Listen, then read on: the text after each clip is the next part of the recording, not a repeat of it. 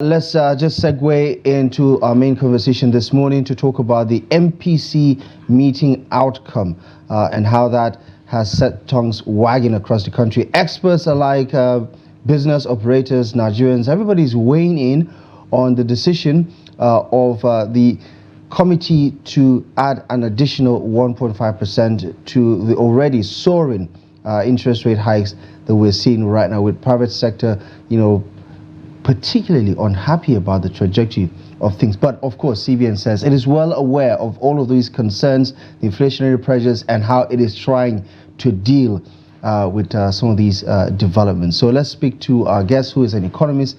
YUSHA'U ALIYU is joining us this morning. Good morning to you, and thank you so much for joining us. Thank you. Good morning. Thank you. Right. So your initial reaction to this one.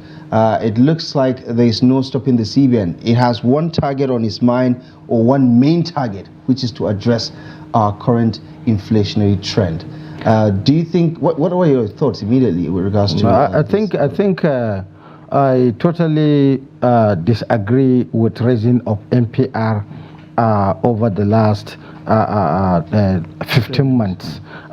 You see, it is true that if you are to maintain a contractionary policy, monetary policy, you keep on raising the NPR in an attempt to make the economy stable.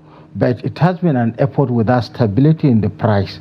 And this target is not assisting inflationary trend, it's not assisting investment in the economy, and it's not even assisting the healthy democracy which common people are always being financially eroded of their income, and it is not going to be a good economic decision to probably raising this NPR with this highest basis point.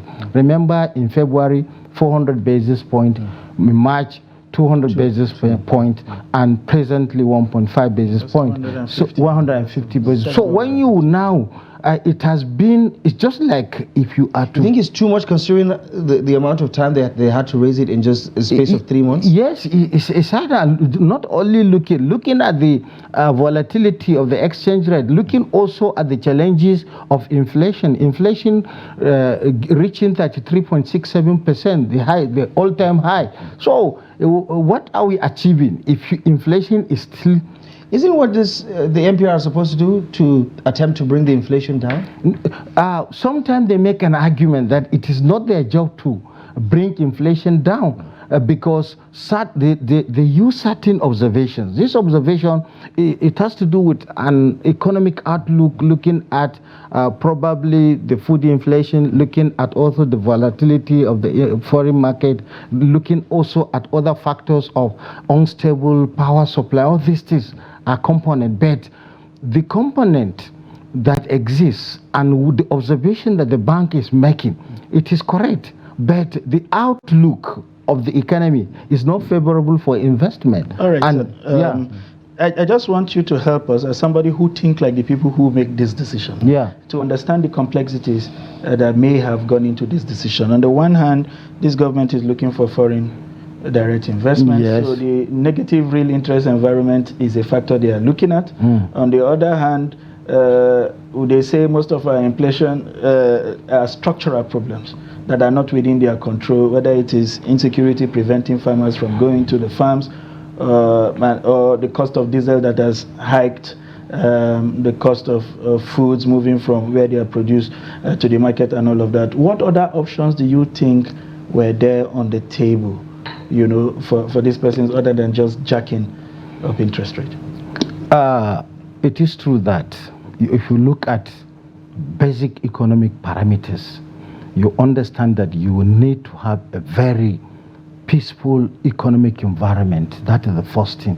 The report you just aired on Just Plateau will not allow foreign direct investment to come. There are forces that is driving them away. More than monetary policy that is bringing them in. So sometimes investment like security. Yeah, they like security. You have security of life first. So the banks should also consider that even if they are hacking to attract, but the environment is not attracting. So it's a component which the bank has to look, and also to look at the people within the economy need their purchasing power. And if the purchasing power is no longer existing, now even the possibility of business operators to go to bank and borrow is declining. So are you saying, sir, that all of this hike have not had any impact on the inflation at all? Because they also argue, as you would have followed with the notes of those in the meeting, that their counterfactual argument is that if they had not done this much hike, probably inflation would aspire to 50%. Do you agree with that solution? I cannot agree with that, because there has never been a time in history when inflation reached to that level. This inflation, which is facing the economy, which is the highest so far released by Bureau of Statistics, and not only these are year on year, and they are using month on month analysis to justify their decision of rather than the basis point. So if you use month on month and you are using year on year, looking at the headline inflation, now which economy can grow if you take year on year 22.22%, and in 12 months calendar you have an inflation that is 33.67, and you had NPR that was 11.5 and now 26.25. Right. These are conflicting policy decisions. Right. You look at how the private sector is reacting to this, because some of them are saying that this decision would significantly hamper, their operations, especially when it comes to loan repayments. Help us connect the dots as to how this could stifle business operations, and if money deposit banks cannot now give some of these loans because they are afraid of defaults, or businesses cannot go because go and access those loans because they have, the interest rates is just too high. What are some of the drawbacks from some of these decisions? Financial institutions are lifeways of an economy, and business operators are key to the life of an economy. If you continue to raise NPR, indirectly raising the interest rate of existing loan. Do you understand? Right. Existing loan, assuming, let me just use an assumption, because the MPC also adopt assumption as a parameter to arrive at their decision. Let me make an assumption. You are an investor that borrowed 2 million naira at 20% interest rate last year.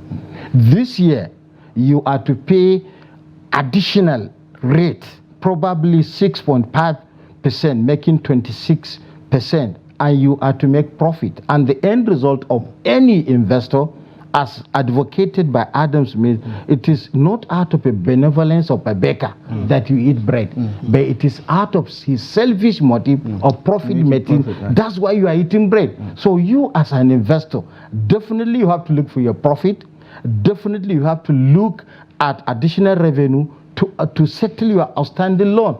Then you have to hike price, and you cannot stop inflation. And that is the connection between the raising of NPR and raising inflation. Do you think they're missing the point, or they know it, but they still feel this textbook approach is if we take most of the provisions of conventional economy without looking at the domestic factors that you use to manage an economy, that's why you plunge people into poverty. Poverty rate is increasing, unemployment is increasing.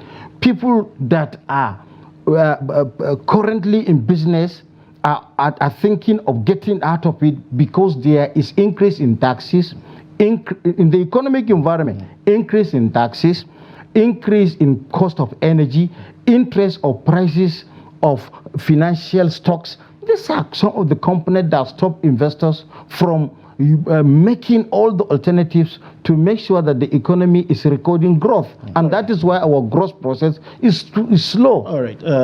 I get you when you say it's basically a function of sacrificing growth, for this. One final question before we let you go would be, most of the things you have mentioned that seem not to be functioning on account of these increases are also outside the purview of the CBN. So what is happening to our fiscal authorities and trade authority? Are you seeing any handshake that suggests that whatever the CBN is doing is being balanced by the other managers, managers of the economy? No, I'm not seeing that way, because the bank has attempted using development finance to make an intervention. It has not yielded any result. There is no increase in productivity of agriculture because farmers are driving away from their farmlands. Road network are not in good shape, and even the weather condition is not also helping situation. The volatility of the international market as a result of different forces is not also helping differently. And that is why, based on this, outside factors from the MPC constraint, we are advising, please hold, because your intervention is not solving the problem, it's compounding. Now it is not your responsibility, it's a fiscal responsibility. So let us come back and address fiscal responsibility where we have good security network, where we have good road network, where we have good foreign policy, where we have good democracy. We are about celebrating a democracy, but we are still in a quagmire of establishing wage rate. These are some of the fundamentals that are required for an economy to thrive. Yeah. Thank you very much, Mr. YUSHA'U. Thank you very much for finding time to stop by and provide this education and enlightenment to our viewers. We will continue to call on you. Thank you very much. Economic issues evolve, to get your perspective on these issues. Thank you very much. That's it on our conversation. We'll take a quick breather. When we return, we'll go straight to the newspaper headlines. Please don't go away.